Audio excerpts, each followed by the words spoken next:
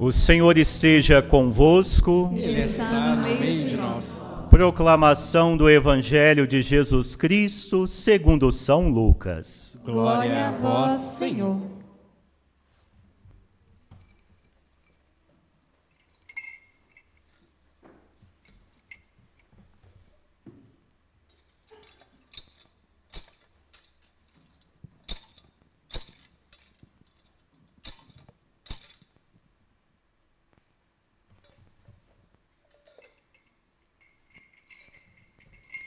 Naquele tempo, os chefes zombavam de Jesus, dizendo: a outros ele salvou, salva-se a si mesmo, se de fato é o Cristo de Deus, o escolhido.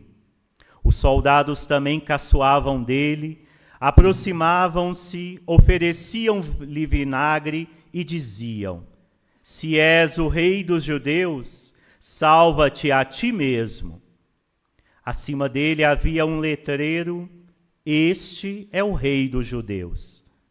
Um dos malfeitores crucificados o insultava, dizendo: tu não és o Cristo? Salva-te a ti mesmo e a nós.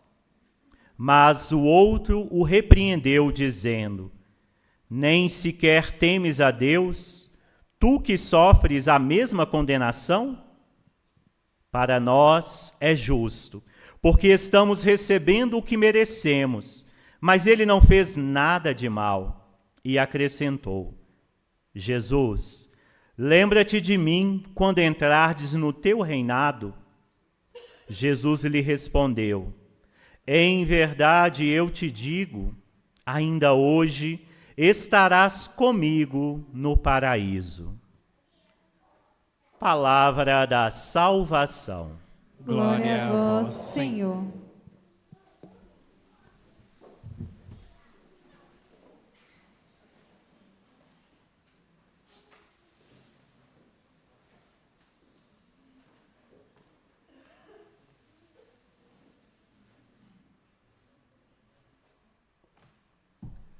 Os queridos irmãos e irmãs, no alto desta Serra da Piedade, que agora já está com o tempo um pouco mais fechado, mais chuvoso, indicando também assim um tempo de esperança, pois a chuva também é uma marca do nosso tempo de esperança, pois renova a vida, renova as nossas condições de existência, não só a condição humana, mas de toda a criação. Hoje, aqui no alto desta serra, somos convidados a encontrar-nos de novo com esta solenidade de Cristo Rei, Rei do Universo. Queridos, é muito interessante quando nós voltamos um pouquinho na evolução litúrgica e nós vamos assim observar como que esta solenidade ela é introduzida dentro da vida e da oração da igreja, pois dizer sobre Jesus como o Rei do Universo não é uma proclamação de fé ingênua, não é uma proclamação de fé simplesmente voltada por alguma apoteose ou por alguma referência pomposa que assim nós podemos imaginar.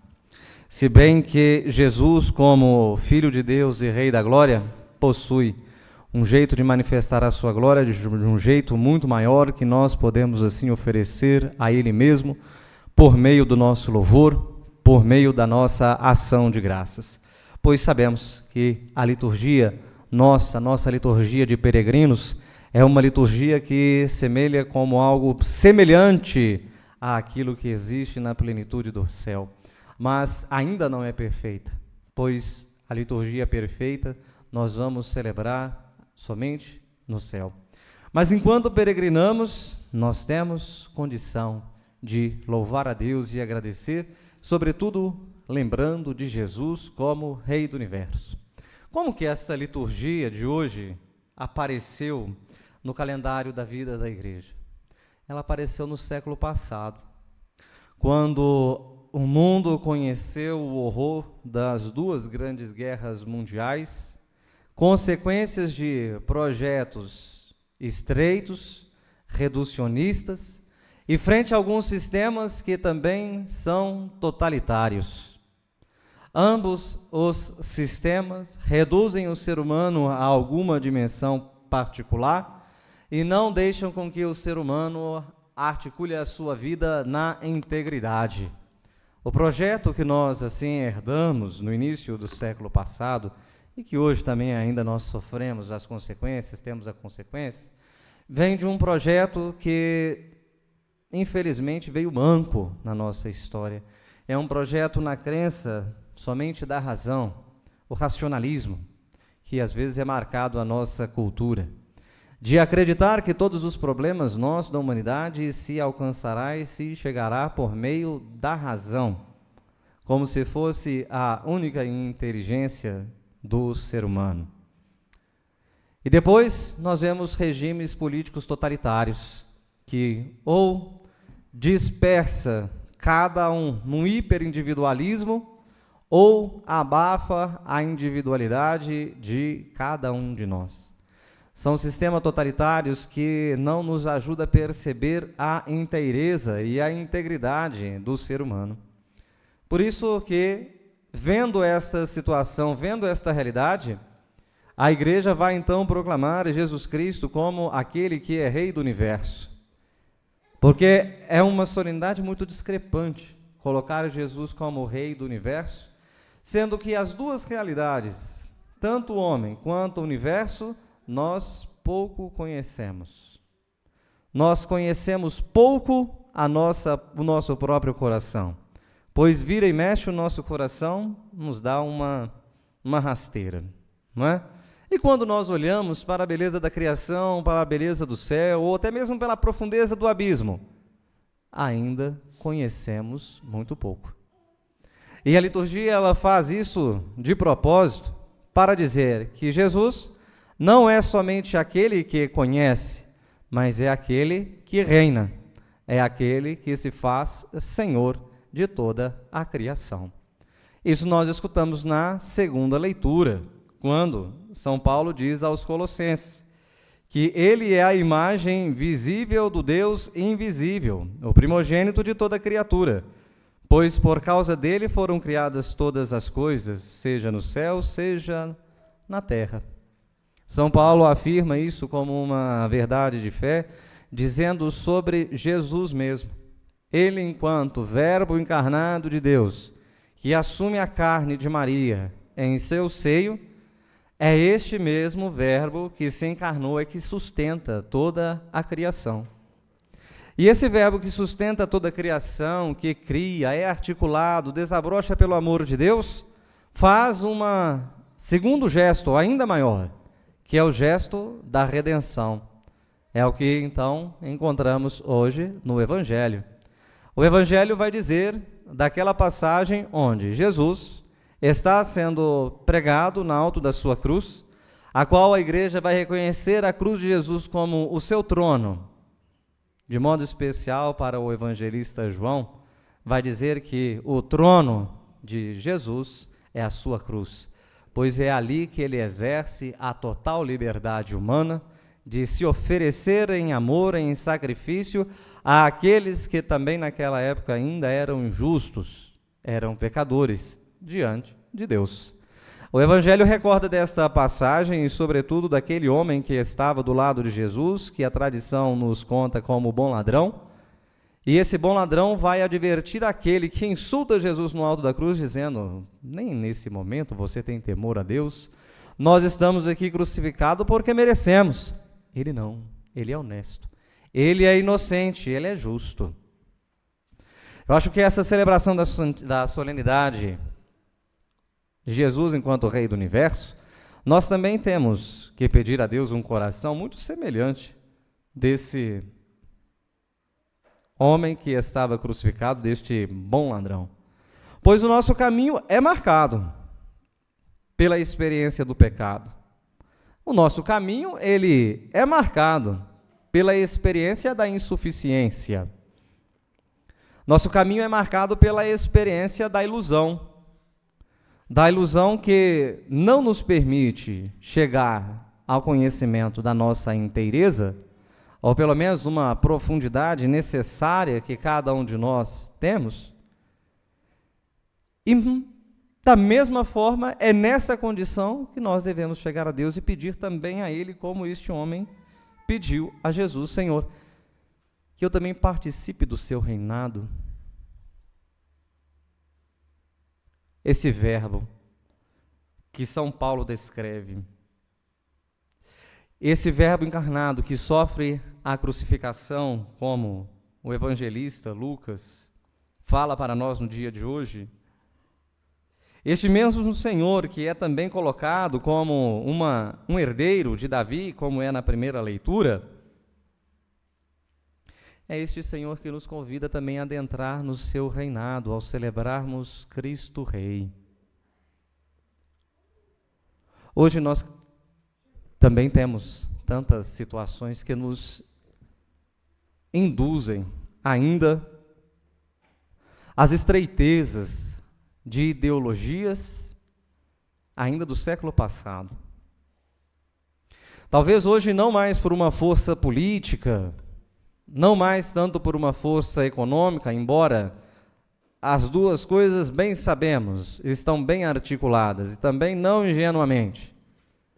Mas hoje, sobretudo, nós temos um poderio, que a gente pode dizer que é o poderio digital. O poderio digital que está na casa de todo mundo, de todos nós. Olha, guarda, e no segredo forma a nossa consciência por meio da repetição. Basta a gente pegar nosso celular, né? A gente fica lá mexendo nele. Ele grava o que nos agrada, aquilo que nos repete, aquilo que a gente curte. E simplesmente ele retorna como se fosse num espelho, numa imagem narcisista, e nós vamos assim fazendo o ciclo de retornar cada vez mais a nós mesmos. Este é um poderio digital do dia de hoje, em que ao celebrar a solenidade de Cristo Rei, devemos também pedir a Deus essa graça da gente saber usar aquilo que está em nossas mãos, sem nos deixar assim de sermos escravos. Pois se Jesus é aquele que resgata toda a humanidade de toda forma de escravidão, sobretudo do pecado, se tudo isso que aparece em nossas mãos, seja dos aparelhos ou qualquer outras coisas que estão no nosso dia a dia e que pode nos aprisionar, então o nosso momento de ação de graça, o nosso momento de louvor e de prece é também para pedir a Deus que nós sejamos livres de tais medidas e de tais instrumentos, ou pelo menos no mínimo, não é? Nós não cairmos com toda a força, nos colocando e nos projetando dentro de nossas telas. Pois, senão, nós vamos ficar voltados somente para nós mesmos e talvez termos uma espiritualidade hiperindividualista que a gente até se recorda de Deus, mas a gente não vive e nem pratica daquilo que o próprio Filho dele veio nos dizer para assim realizarmos e darmos testemunho do seu Espírito enquanto peregrinamos. É uma coisa muito séria, porque conserva a mentalidade de um jeito, de uma forma, em que depois fica difícil de acharmos a nossa vida espiritual de novo, porque é muito fácil perder a nossa vida espiritual. Um passo de mágica, podemos assim dizer, a gente perde a nossa vida espiritual, a gente perde o viés, o fio de ouro que conduz a nossa história e que nos conduz a essa integridade humana que nós devemos também conservar. Eu digo desta situação que nós olhamos para ainda o século passado, olhamos para as duas grandes guerras como uma consequência de um projeto reducionista, de ver como se fosse a razão, a única luz que pode assim guiar o ser humano, desembocando nas duas grandes guerras. Nós olhamos a consequência desse projeto nesse mesmo dia. Compartilhava mais cedo, celebrando ali no Recanto, São Domingos, que me chamou muita atenção um livro bem fininho, que tive contato com ele ao longo dos estudos, de um autor italiano que chamava André Vaccaro, que ele dizia sobre as tantas inteligências que o ser humano possui. E ele fazia uma analogia com as formas de inteligência, conjugando com os órgãos vitais que o ser humano tem, indicando que alguns órgãos possuem neurônios, como se fosse o cérebro. Dizia este escritor que o cérebro tem neurônios, como nós sabemos, mas dizia ele que o coração também tem, que as vísceras também possuem neurônios, e que o nosso próprio pulmão também há neurônios em nosso próprio pulmão. Para dizer que esses que biologicamente possuem estas células também possuem um centro de inteligência dentro de nós que não se resume só aqui, não se resume só à razão, mas se resume a uma inteligência de emoção, emocional, que resume numa inteligência, também conjuga-se com uma inteligência intuitiva e conjuga-se também com uma inteligência espiritual de inspiração. Como diz a Sagrada Escritura, é Deus que sopra sobre as narinas do ser humano e concede a ele o sopro, o Espírito, o Ruá de Deus. E que, inflamando sobre ele, abre os pulmões e assim ele gesta a vida.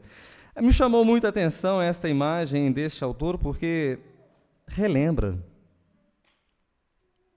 dessas 4 inteligências que também o ser humano é chamado a vivenciar, a desabrochar, a cultivar ao longo da sua caminhada, para que também nós, enquanto cristãos, a gente não dê um passo, um compasso da mesma forma que tantas pessoas que não praticam a fé, de tantas pessoas que não abraçam a fé, que vão dar uma resposta em consequência de todas as suas escolhas de vida.